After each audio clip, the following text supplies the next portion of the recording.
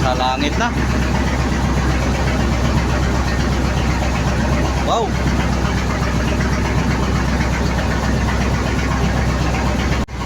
Wow. Oh, berhata. Yo. Light Perez. Light Perez Kato.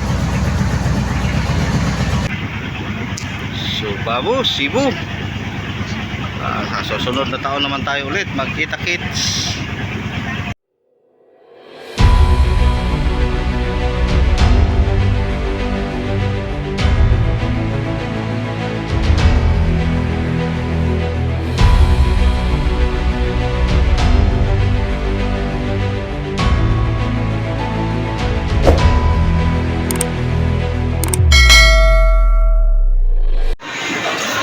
So bumili po tayo ng karneng baka mga idol para ulam po natin mamaya. Tayo po yung maglabigan patungong pauwi.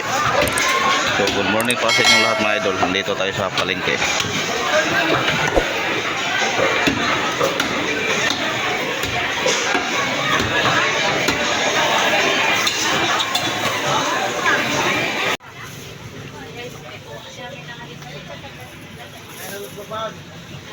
Sunta ko yung trabaho mo siya balik. Asa? Wala, ina sa ina.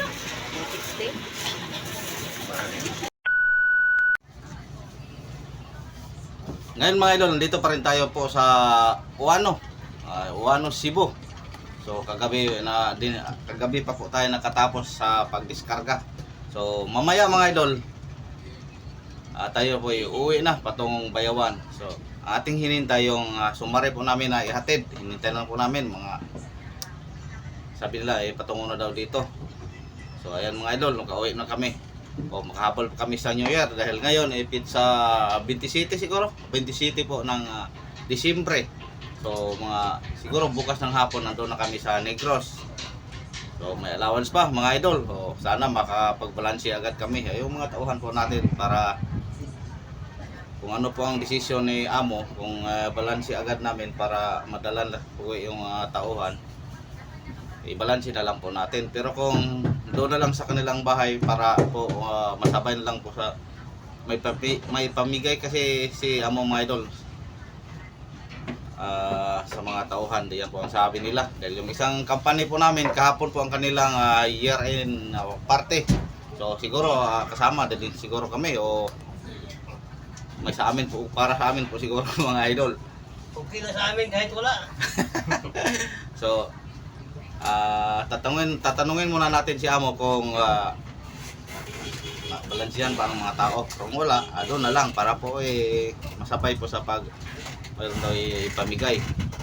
So, ayun mga idol, maraming salamat sa inyong walang sawang pagdasal na tumulong kayo sa akin, kayong lahat na kami po mablisingan sa mga nakaraang mga laot po namin. Hindi kami nagtagal sa nakahabol pa kami sa New Year. So dito na po kami na abutan sa Cebu ng Christmas. So sa akin mga idol lang kami Christmas dahil alam niyo man INC po ako, pero yung mga kasamahan ko siyempre respetar po tayo mga idol sa mga kasama po natin na mag-celebrate ng Christmas. Ayun mga idol, sana walang mga pag-uwi namin. Update lang po tayo pag andun na tayo kahit andun na tayo sa Bayawan, sa Negros, update lang po tayo. So hinintay lang po namin si Toto dahil si Toto po magpaiwan lang po dito sa Cebu dahil andito po ang kanyang hinintay po namin siya dahil kailangan po siya ng budget para po pang New Year. So hindi minsan makapagbalanse, pahiramin na lang muna po natin mga idol. A few moments later. So ayun mga idol, nandito na po si Toto, nandito na po ang ating sumari. Yung van na yan mga idol. Tapos naghanda na po tayo na makaalis. Nagbayad muna si Buddy sa dyan sa Uano sa aming landing fee. Tapos bumili pala ako ng isda mga idol. Yung pula, yung sa kapitbahay po natin. Mahiya po tayong humingi kaya bumili na lang po tayo. Ito mga 3 kilos mga idol. Ang ganda tingnan, sariwang sariwa. Ito po nga nilang isda, isdang bato. Yeah. So, 1,000 po ang bili ko dito mga idol. So, mura na po ito. 1,000, 3 kilos. So, para gagawin po nating sweet and sour. Sawa na tayo kasi sa sidang payaw mga idol. Yun. So, magtanggal na po tayo ng ating mga tali. So, nagpandar po tayo mga idol. Magtatanggal na po tayo ng mga luipit.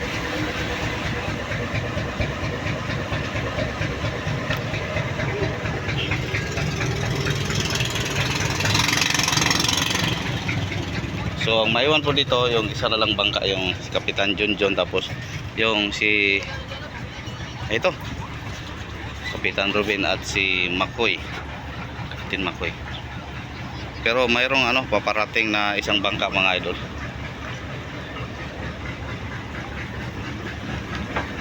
Pabare to nila ilakuan dito. Tawag ka ilapis. So papalabas po natin sa Wano mga idol. Mayroon namang papasok na pumalit po sa atin. Galing po Payawan, bangka. Malaking bangka, yung Tres Sister. So ayan, salubong po natin mga idol. Yun, malaking bangka din. So nagpahina muna tayo dahil si Bayaw andun pa sa tabi. May inihatid.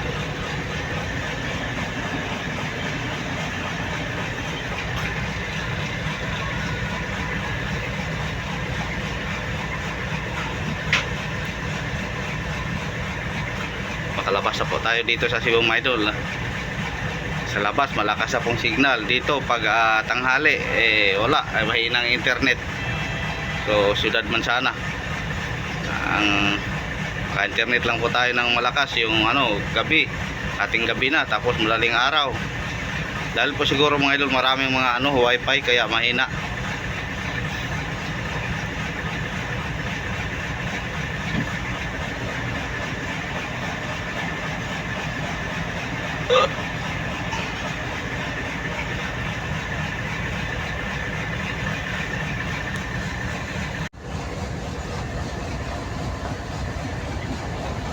Ayun, Tres Sister,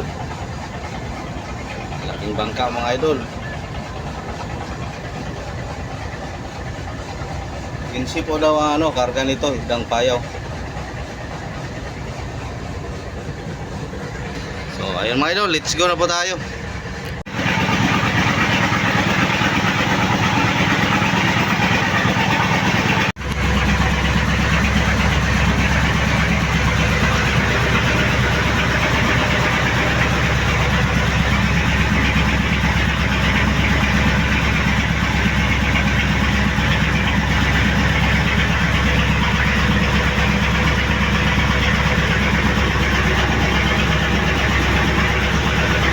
Dito tayo banda sa Pier 3 siguro po ito.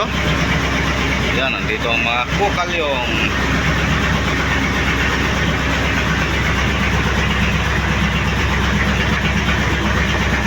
So papasok po tayo sa ilalim ng tulay ng Silex.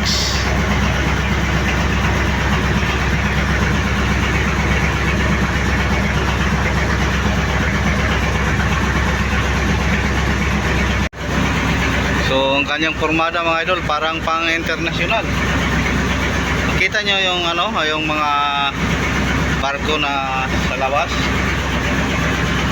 Yung pinsan po ay dumaan po sa ating wall sa FB. Makita po natin o sa YouTube. Ganito ang forma parang shark.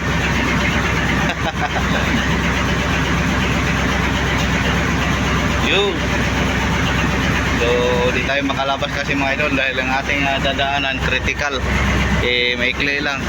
Kaya dito na po tayo sa loob mag video. Yan. Parang shark nga. Ayun.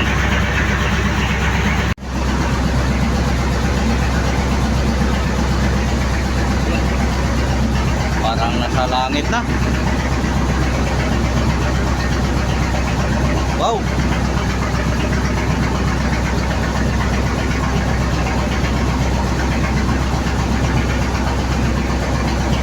Parang nasa tuktok ng building.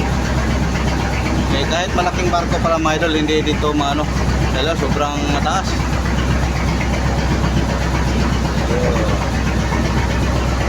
Ayan mga idol, mag-focus na po tayo dahil papalabas na. Mayroon tayong salubong na supercut.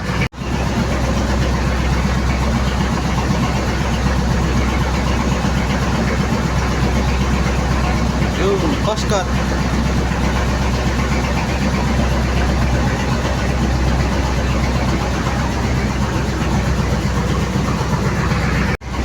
Wow. Oh, berihata. Yun. Light Perez. Light Perez Kato. Dinikitan po tayo mga idol ah. Nag-video po sila. Nila alam na tayo din nakahawak na ano ng cellphone. Yun, tinatalikuran po natin ang Cebu City mga idol. Subabu, Cebu. Sa susunod na taon naman tayo ulit magkita-kits.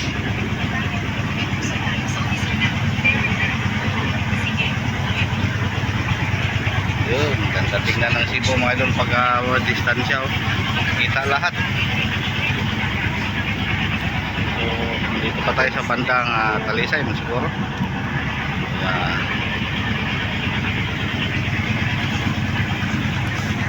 So yun mga idol, pakita ko natin, magbalanse muna ako sa ano. So, ibukod ko muna yung aming balanse.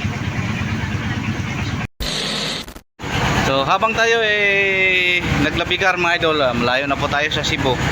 So ayan, pinalanse na po ni Buddy yung mga sa mga tauhan. Pero yung sumari, pero yung kanilang mga balanse, yung kanilang mga pira, di pa natin alam kung ibigay ba o doon na lang sa ano, di pa tayo nakakontak kay Busing. Di ba nasabi ko nyo kanina na baka isabay lang sa pag ano, yung ipamigay din nila na may pamigay daw si Kapitan, si Busing. So ang binta pala natin mga idol, lahat dito po sa Cebu, ito po ang ating binta. Yan, 644,934. Tapos doon naman sa bayan po ng Placer, pinicturean na po nila, isinin po sa atin.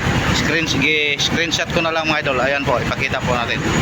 Ayun, 1 million 41 po siguro, plus. Ayan, screenshot ko. Tapos ito po ang ating kabuhang binta mga idol. Nakabinta po tayo lahat ng ano, 1,686,803. Yan po ang kabuhang binta natin. Neta po ito mga idol. So kung mataas ang presyo sa Cebu, siguro dahil mga city mill po ang ating na-discarga Cebu, abot sana ito ng ano.